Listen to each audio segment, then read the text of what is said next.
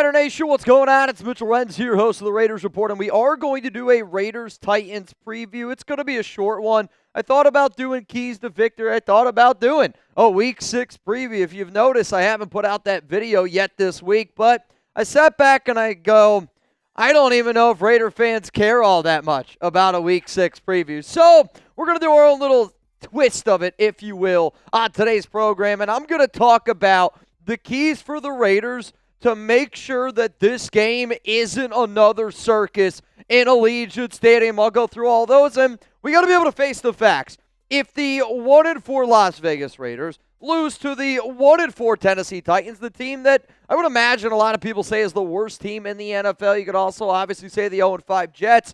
If the Raiders lose to the Titans, I do think that trade rumors, potentially even trades, start happening. We're going to have to move on from some players. Also, I think that certain coaches could potentially end up getting the boot. We're going to discuss all of that today because if the Raiders do lose to the Titans, there's going to be some crazy shit that happens going into Week 7 when we play the Kansas City Chiefs. So here is how if you do not know, you can always hit that subscribe button. You can always turn on your notifications. And if you don't know, I will be live 1 hour before kickoff for every Raiders game. Let's go to my keys here to make sure that the Raiders game doesn't turn into a circus. The first thing that we need to do to avoid that circus, run the dang ball, Chip Kelly. Run the dang ball, Pete Carroll. The Titans have allowed 613 rushing yards this season.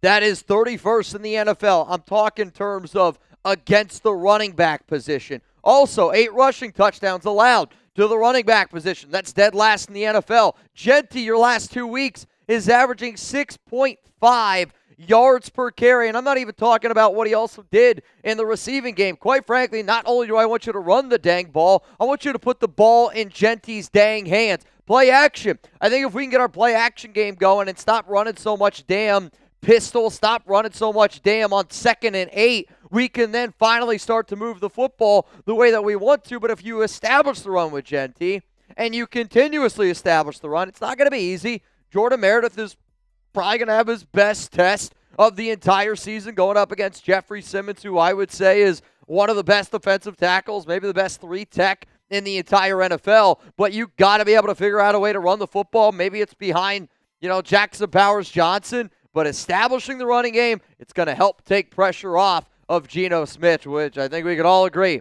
is a good thing. Let's go to the next thing that we need to do to avoid the circus. Not only do we need to run the dang ball, can we start featuring our star running back in the red zone a little bit more? It's something that I talked about on the video that I did earlier in the week about some of Chip Kelly's issues.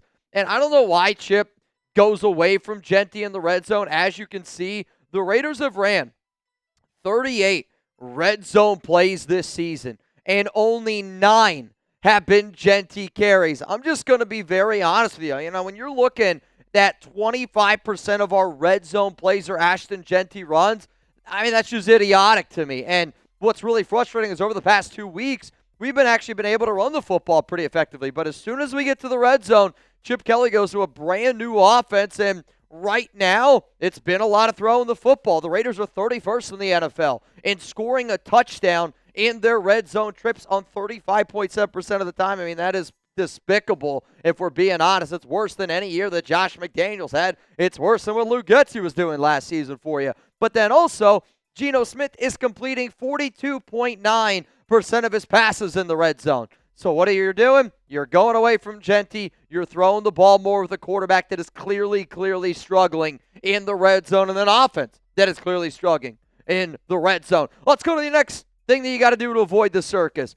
This one probably could have been number 1 if you didn't think that I was going to talk about Geno Smith's interceptions. Well, I'm not going to be Geno, because Geno yesterday when he was talking to the media, he kind of sounded like a little bee, and I mean that in the most respectful way possible. And I know it's not a respectful thing to say at all, but he's deflecting, not taking ownership. And when asked if his own teammates have his back, he was like, why don't you go ask them? You're wearing that C on your chest for a reason, Geno. I think you got to start showing a little bit more leadership qualities, because if you're pouting at the podium and you're pouting on the bench when you throw an interception, I'm going to guess that that's maybe why some of the guys might not have your back. I'm not saying that that's the case, but if you said it like that, that makes me think that those guys don't have your back. Now, you might be superstitious. Maybe you're a little stitious. I am a little bit stitious. If you hit that like button, Geno won't throw an interception this week. At this point, I'm down to try just about anything because I do truly, truly believe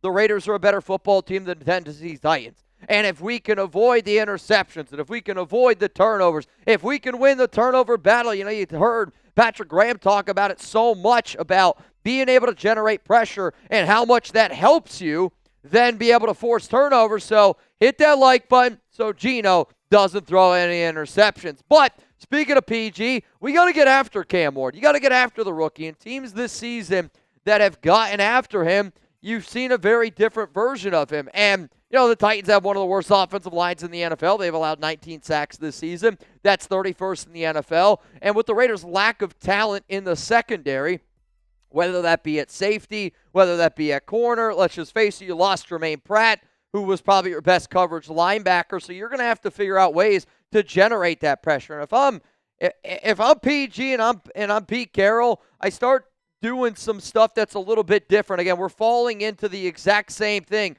over and over and over again. We're running cover 3. We're not really blitzing all that much. We're allowing them to pick up 8 to 15 yards soft zone coverage just way, way too often.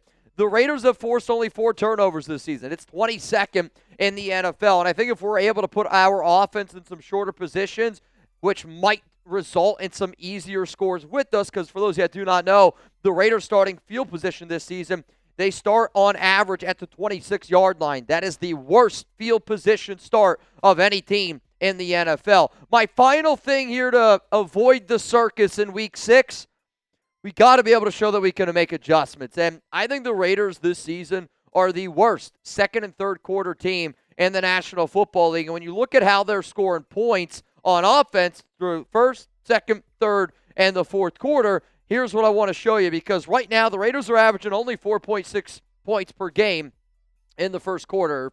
4.6 points per first quarter is how that looks. And they are tied for 14th right now in the NFL. As you can see, their second quarter struggles. I mean, they just don't make any of adjustments. They have a good first drive, and then everything else kind of gets thrown out the window. You can tell Chip Kelly is good at scripting plays, but you can tell Chip Kelly isn't good at being able to make those adjustments. And then again, like you look at this, the 5.2, you're like, oh, Mitch, there's an uptick there. There's an uptick there because there's a lot of teams that get garbage points, and anybody that's watched any of the Raiders games this season, it's we look good in the first, we look like dog shit in the second and third, and then we're fighting and clawing our way back in the fourth quarter. But it's not only on offense, it's also on defense. Our second and third quarter is horrid. And you're going to look at this and go, well, Mitch, we're only allowing 3.8 points per game. We've actually shown this season that we have done a better job in the fourth quarter in games that we're actually in it. But in these other games that are blowouts, teams are taking their foot off the gas pedal and they're easing up. What, again, is more important to look at here is both offensively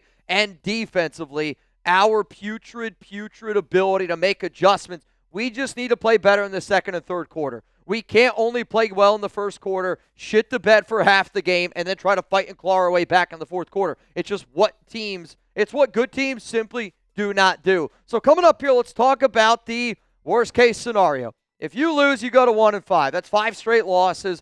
But I think the bigger issue is it's 5 straight losses. You got locker room issues, and you just lost to the Tennessee Titans. If that happens, I do think people could get fired. I do think that some players could ask to be traded or just flat out get traded because you're going to go in that full rebuild mode. I'm going to tell y'all, though, what's going to happen here to the Raiders if they lose to the Titans. It's not good. It's not good, Jim. Now, what is good is our sponsor here, PrizePicks, and there's a reason why they are America's #1 fantasy sports app out there. You and I make decisions every day. I'm making a decision to watch the Raiders Week 6 against the Tennessee Titans. I'm also making a decision to get a lineup in, and on PrizePicks, how you play, it's up to you. If you want flexibility, choose a flex play where you can get paid even if one of your picks misses. And if you want the biggest payouts, go for the power play. No matter your play, PrizePicks is a great way to put your takes to the test. And I'm going to be putting my takes to the test this week. And essentially what I did is I said, you know what? If we can't beat the Titans, then we don't deserve to beat anyone. So I'm putting my lineup together with the idea that the Raiders are going to avoid that circus. So give me the Redzone Jeanty. I'm stacking my lineup, and PrizePicks is the only spot that offers you stacks. So Jeanty on the stack, 99.5 rushing yards. I took the more. That is a big-time demon pick there. The longest rush, 16.5. If you're going to rush for that many yards, I would imagine you're going to have a long rush of that. Trey Tucker, the longest reception, and then 42.5. For Cam Ward, give me the interception. At this point, if you want to roll with that lineup, that should mean a Raiders victory, at least in my book. Download the app today. Use code CLNS. You get $50 in lineups after you play your first $5 lineup. That is code CLNS. You get $50 in lineups after you play your first $5 lineup. PrizePicks, it's good to be right. So let's talk now here about what happens if you lose to the Titans, man. If you lose to the Titans, if you think the circus talk has been loud, I might just start every single show with because the season is officially over. I did say this past week after losing to the Colts that I personally do think that this season is already over. We clearly see that these coaches, I don't think, are really doing their best with the players. We see that we don't have a lot of talent as starters. We don't have a lot of talent and depth. And let's face it, right? If Geno Smith and this offense can't get a clicking against Tennessee, I just don't know when it's ever going to happen. You fall to 1-5. I did some research. There's literally only a handful of teams since like 1970 to make the playoffs after a 1-5 start. I get the AFC is wide open. I get that you can still make some corrections after the NFL trade deadline and after your bye week, but if we lose to the Titans, y'all, I mean, let's be honest, it's top 5 pick season. Then I think you could fire somebody. When you lose a game of this magnitude, and when you lose a game that just quite frankly you should not lose, there's going to be people that are going to be called for somebody to get fired. And quite frankly, I'm surprised that nobody's gotten fired yet. So my question, and if you've noticed, this is the only question that I have asked so far on today's show. If the Raiders lose to the Titans, do you fire somebody? Type fire if you're firing somebody. No if you're not doing it. My answer coming up here after this YouTube ad break. The reason why I'm going to sit up here and say fire is because you have to find a scapegoat. And you have to be able to point the finger. If you are Pete Carroll, Chip Kelly, and Patrick Graham, you got to be able to point the finger at somebody. And I think the easy person that you could point the finger to right now is Raiders special teams coach Tom McMahon. Why? The Raiders are the worst special teams unit in the National Football League. There's a lot of metrics that prove that. If you don't believe me, go check out my video that I put out. I believe it was on Wednesday, where it was like, here's everything that the Raiders have done wrong. Maybe I put the video out on Tuesday. The other coach, I'll just say, just because his name has been thrown out there, I don't think that it ends up happening.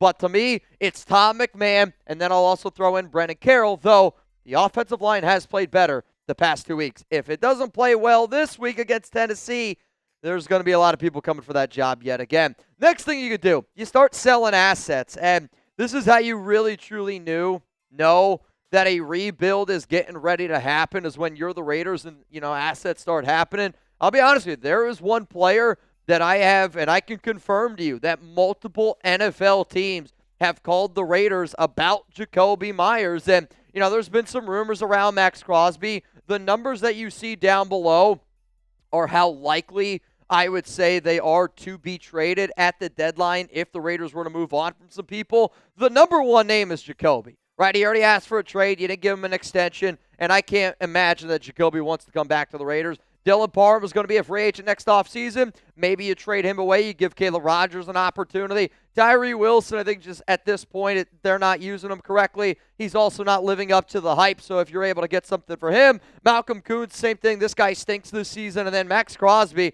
I want a minimum of 2 first-round picks. And when you look at the contract for Crosby, it is easy for teams to be able to take on that salary, and it's easy for the Raiders to move on from Crosby if they want to do it.